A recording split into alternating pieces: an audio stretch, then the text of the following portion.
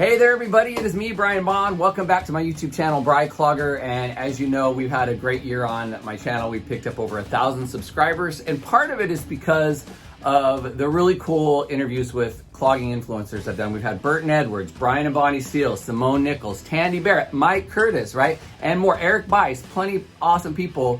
But the next two guests I have today, you guys, I've been kind of trying to get for a while, but they're so busy with clogging that it's not always easy to get. Ladies and gentlemen, today we have Greg and Maria Tucker from Utah. How you guys doing? Hello. We are great. Good. So Good. happy to be here. So we finally got it. Yeah, right. Got connected, right? Like, I don't know, because I know that during the year you guys are so busy with competitions and teaching and all that stuff. It's hard. So, but we're there now. Woohoo! Good to see you both. So I'm going to start off with people used to say, you're a clogger, wooden shoes. Now they go, you're a clogger. Have you seen the Geico commercial? Right? Like, that is literally taken the place of wooden shoes. It's been that big. So if you don't know, Greg and Maria and their kids were cast as the clogging family in the Geico commercial. So tell me a little bit about how that happened and what that was like for you guys. Well, I got a strange voicemail on my phone one day from a talent agency. I was reading through the transcription and something about we need a family that can clog, and they need to all be able to do traditional clogging. It needs to be the mom and dad and a few kids between the ages of 6 and 16. Oh I was gosh. like, okay. Have you been watching me? Is that... Yeah, exactly, right? Which, I mean, we get weird requests for things all the time. I had no idea what scope this was on or what this was for. But we gave them a call back and they said, yeah, we're looking at doing a commercial. How old are your kids? And we said, well, they're exactly in that age range. And yes, we can all clog. And they were like, okay. There were a few other families throughout the nation that I guess they were also looking at. But luckily for us, they picked us. And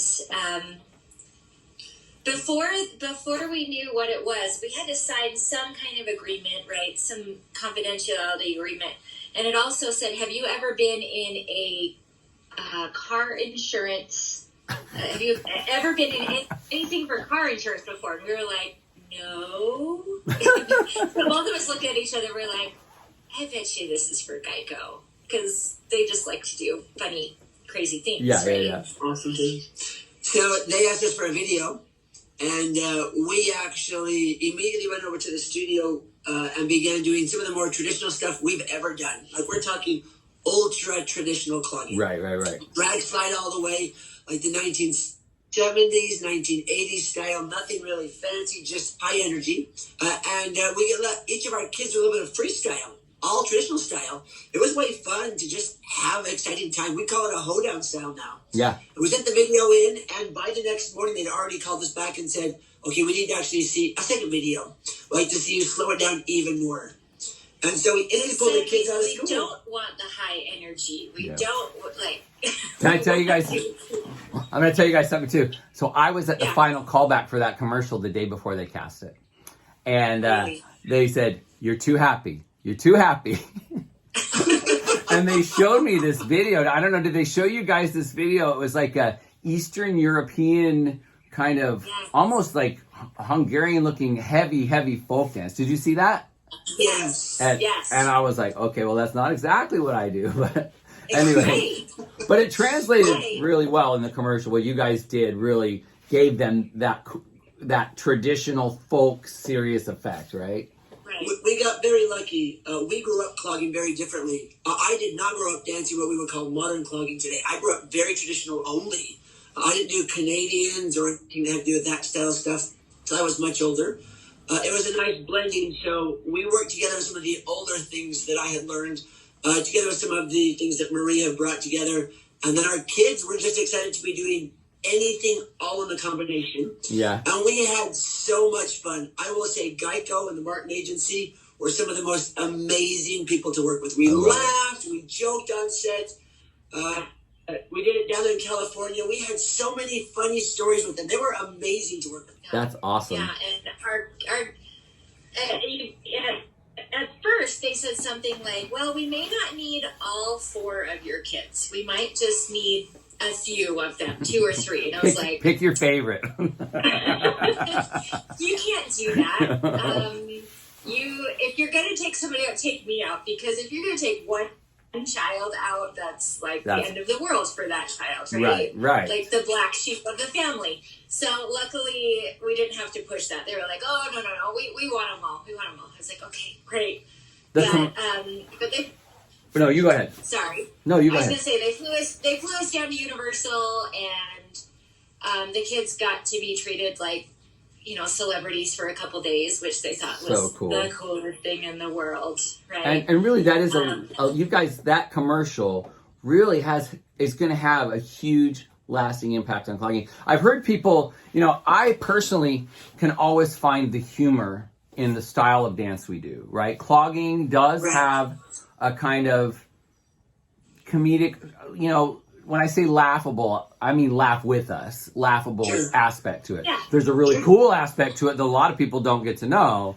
But that commercial, played up on the comedy of it. So, but it was amazing exposure for the folk art of clogging. It really, really was. We got lucky. Both of us were folk dancers in college here in Utah. And the style, that video they were kind of trying to mimic goes after kind of a French-Canadian style. You'll see that we had both kind of done a little bit on our own as well. It was kind of fun to introduce that style. Yeah. Like you say, clogging has a lot of history behind it. And some people loved it. Some people were confused what we were doing. I will just say that they were awesome. And they knew what they wanted. They had a great time with what they set us up at. Correct. While it wasn't all kinds of clogging, especially what we do now, it was such a great thing just to make clogging normal. In fact, one of the things that we had done was we had mentioned to them that clogging being such a huge part of our lives and our kids' lives, we could not do a commercial that actually ridiculed clogging or that would make our kids have a harder time doing it. Right. And they quickly reassured us. I mean, we hadn't seen the script. We hadn't signed contracts or anything. They just reassured us, you'll like this. This will be something that actually is nothing that has to do bad with clogging. And they were nothing if not professional and phenomenal with us. We had such a good time. And then it kind of went away. We filmed it. We didn't know when it would come out. In fact, it wasn't until somebody back east had posted it online that we first saw it. And it was a blast. It has been so fun. It's so funny when I told you that I was at that callback, right? And I didn't get it, and I didn't know who got it, right? And then I think it was Scotty or somebody posted a picture of you guys, and I was like, that was the Tuckers that took that away. And then I swear, at least 100 people have sent me that commercial and said, have you seen this commercial? It was awesome. The funny thing is, we will, when I meet somebody new and I tell them what I do for a living, clogging, and they're like, have you seen that commercial? And I'm like, yeah, that's actually us. And they'll be like, I get it. Like, that's like you, like your family, right? I'm like, okay, no, like that's us. Like that's literally my son brushing his teeth. Like, and it takes them a minute, and then that moment, like, oh, whoa, really? I'm like, yeah. Well, congratulations to you guys, because I think it was a great thing for clogging. I really do. And that's one of the things I'm looking for on my channel is I feel like a lot of clogging, now not as much today because we have Instagram and we have Facebook and a lot of kids are documenting their clogging history. But before the year 2000, there's not a lot of record. So I'm trying to pull some of that stuff out of the woodwork and pull some of the people who I think have brought us to where we are, right? Sure. And you guys are definitely tied to that. So let's move on from Geico, which again, congratulations, that was amazing. We were honored.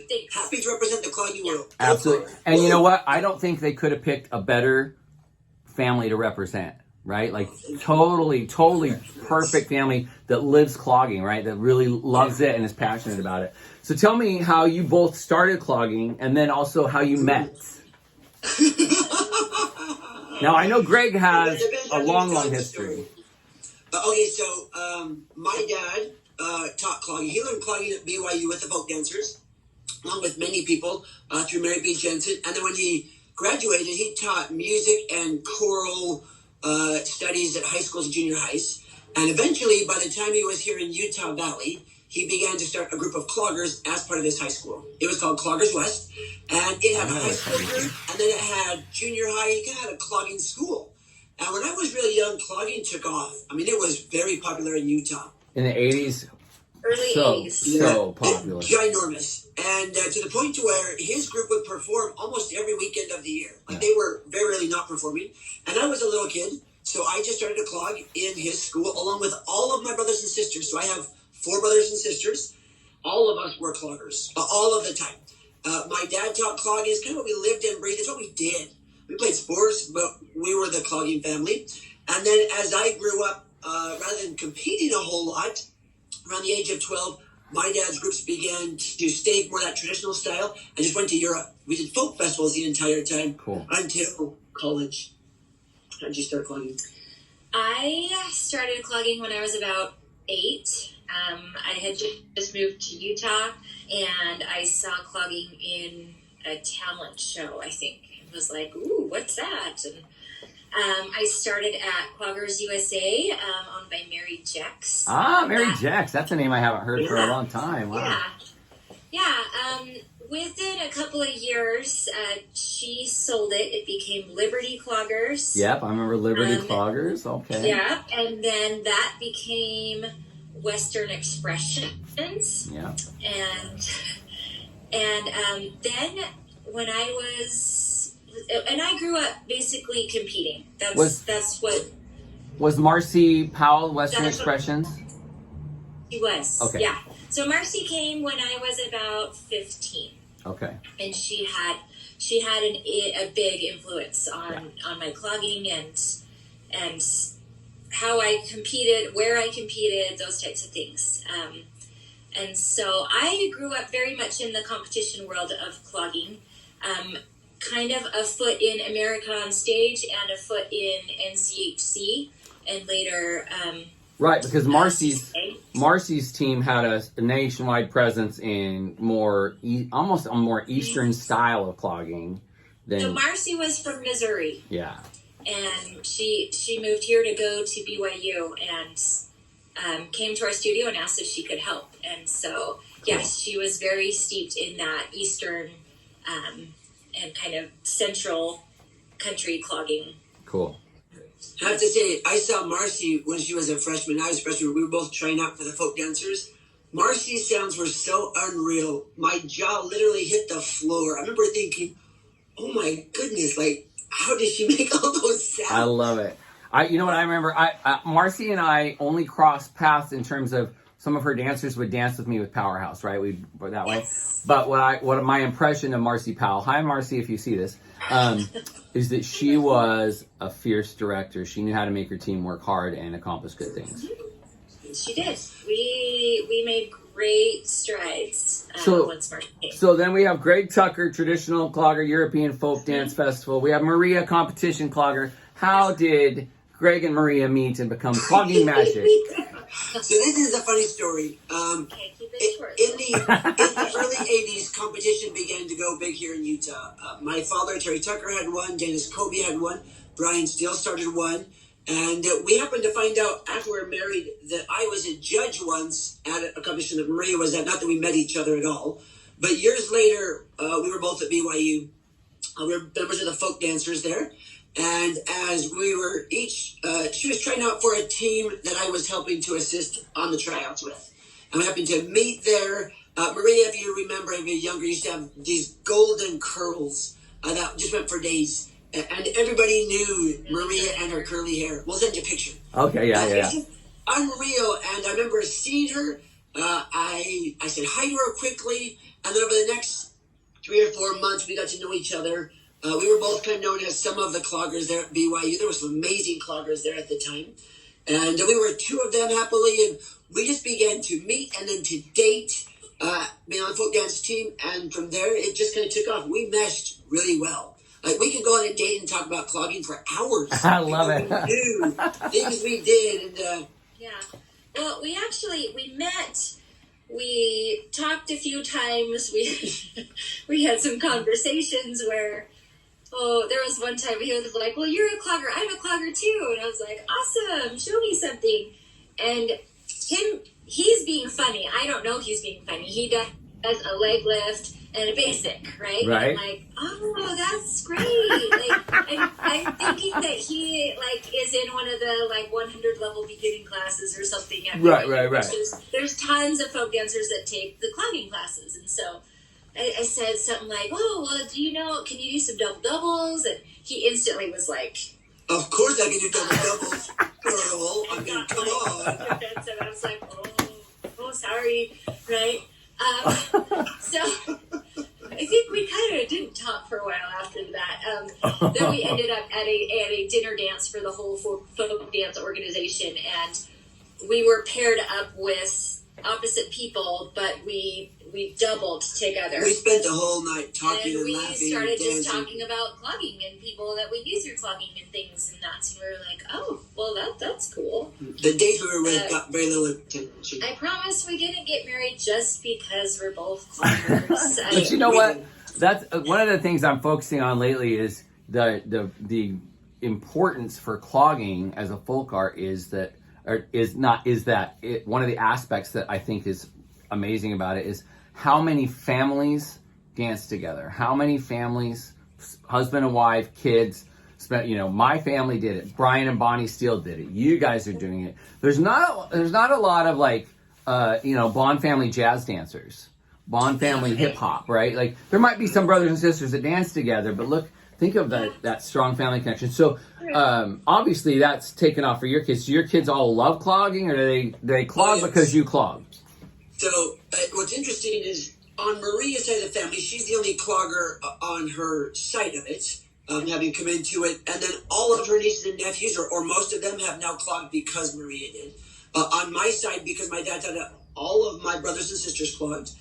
Almost every single of my nieces and nephews clogs. In fact, we've had 3 or 4 studios that come down. My niece has a big, fantastic studio. We've all clogged together constantly. I love it. And it just has become our identity in many ways. Our oldest daughter was just inducted in the Clogging Hall of Fame. Awesome. I think 17, and they literally love it. They clog around the house. Oh, that good. commercial literally is our house. I love that.